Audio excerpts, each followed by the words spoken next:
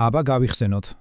საქართველომ ქრისტიანობა მიიღო, ვახტანგ გორგასალმა თბილისი ააშენა, თითქოს ყველაფერი კარგად მიდიოდა, ხო?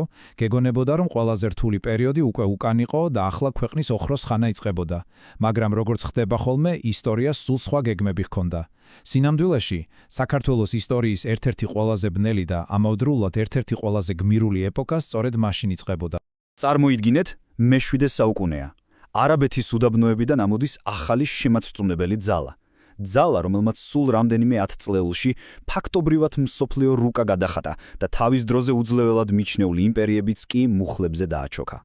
დიახ, ეს იყო არაბთა სახალიფო, რომელიც ისლამის სახელით მოდიოდა. და ეს არ იყო უბრალოდ მორიგი მთერი. ეს იყო სრულიად ახალი გამოწვევა, რომლის მსგავსით საქართველოს აქამდე არასდროს ენახა. ეს არის ამბავი იმაზე, თუ როგორ შეხვდა პატარა ქრისტიანული ქვეყანა ამ გიგანტურ ქარიშხალს.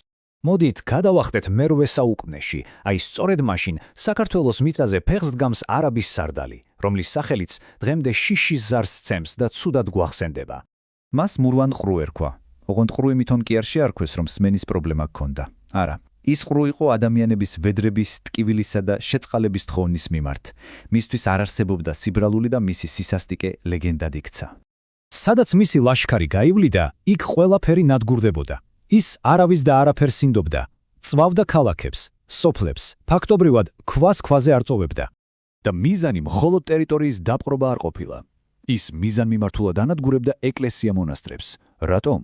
იმიტომ რომ იცოდა, ერის გასანადგურებლად მისი სულიერი ხერხემალი უნდა გადაგეტეხა. და ბოლოს მოხდა ის, რაც ბევრს წარმოუდგენელი ეგონა. თბილისი, ვახტანგ გორგასლის დაარსებული ქალაქი, ქვეყნის გული დაეცა.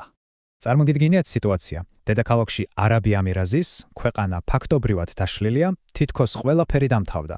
საქართველო როგორც სახელმწიფო უბრალოდ გაქრა და უგულოდ დარჩენილ სხეულს დაემსგავსა. ანუ ქვეყანა თითქოს ორად გაიყო. ერთ მხარეს იყო ოკუპირებული თბილისი, სადაც არაბი ამირა იჯდა და საიდანაც მუეძინის ლოცვა ისმოდა. მაგრამ მეორე მხარეს სამხრეთით, ტაო-კლარჯეთის მიუვალ კლდეებში სულ სხვა სიცოცხლე ჩქებდა. ქვეყნის ნამდვილმა გულმა სწორედ იქ დაიწყო ძგერა.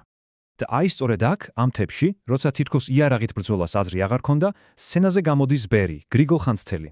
კაცი, რომელმაც ერის გადასარჩენად სულ სხვა გზა აირჩია. მან ბრძოლა არა מחვილით, არამედ მონასტრების, სკოლების ანუ კულტურული ცენტრების მშენებლობით დაიწყო. ამ ახალი ბრძოლის იდეოლოგია კი გიორგი მერჩულეს ამ გენიალურ ბრაზაშია თავმოყრილი. ანუ, რა გამოდის? საქართველო აღარ იყო უბრალოდ ტერიტორია მეფით. საქართველო იქ იყო, სადაც ქართული ენა, რწმენა და კულტურა ცოცხლობდა. ერის გადარჩენის გასაღებით სწორედ ეს აღმოჩნდა. ხედავთ, ეს სულიერი და კულტურული სიმტკიცე გახდა ის საძირკველი, რაზეც შემდეგ უკვე პოლიტიკური აღორძინება აშენდა. ისტორიის სცენაზე კი გამოვიდა დინასტია, რომელმაც შემდეგ საქართველოს მთელი ისტორია განსაზღვრა, ბაგრატიონები. 400 წელი. მოდი, ერთი წამი დავფიქრდეთ, რამხელა დროა ეს. ეს არ არის 40 წელი, არამედ 400. თითქმის 9,500 წლეული ქვეყნის დედაქალაქი მტრის ხელში იყო. ეს წარმოუდგენლად რთულ ამოცანას ხდიდა ქვეყნის ხელახლა გაერთიანებას. რა თქმა უნდა, ეს გაერთიანება ერთ დღეში არ მომხდარა. ეს იყო ძალიან ფრთხილი, ჭკვიანური, ნაბიჯ-ნაბიჯ გადადგმული პროცესი. ბაგრატიონები იყენებდნენ ყველაფერს: დიპლომატიას, სტრატეგიულ ქორწინებებს, მემკვიდრეობით იერთებდნენ მიწებს და ასე აგური-აგურ აშენებდნენ მომავალი ერთიანი სამეფოს საფუძველს. და აი, დგება 1008 წელი. ისტორიული მომენტი. ბაგრატ 13, რომელშიც რამდენიმე სამეფო შტოსის სისხლი იყო გაერთიანებული, საბოლოოდ ახერხებს აფხაზთა და ქართველთა სამეფოების ერთ სამეფოდ შეკვრას. და სწორედ მაშინ, ისტორიაში პირველად, ჩნდება პოლიტიკური ერთეული, რომელსაც საქართველო ხვია.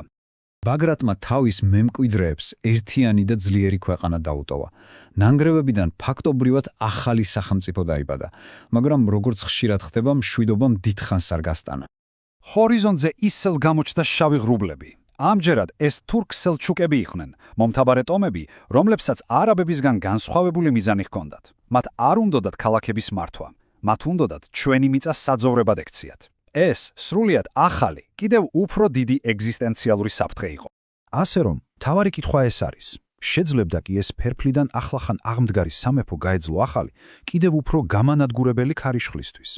საქართველოს სჭირდებოდა არა უბრალოდ მეფე, არამედ მხსნელი. და ვინ იყო ეს 16 წლის ბიჭი, რომელიც ტახტზე ავიდა და მსოფლიო ისტორიაში ერთ-ერთი უდიდესი სასწაული მოახდინა? ამაზე უკვე ჩვენს შემდგომ გარჩევაში ვისაუბრებთ, როცა დავით აღმაშენებლის ეპოქას განვიხილავთ.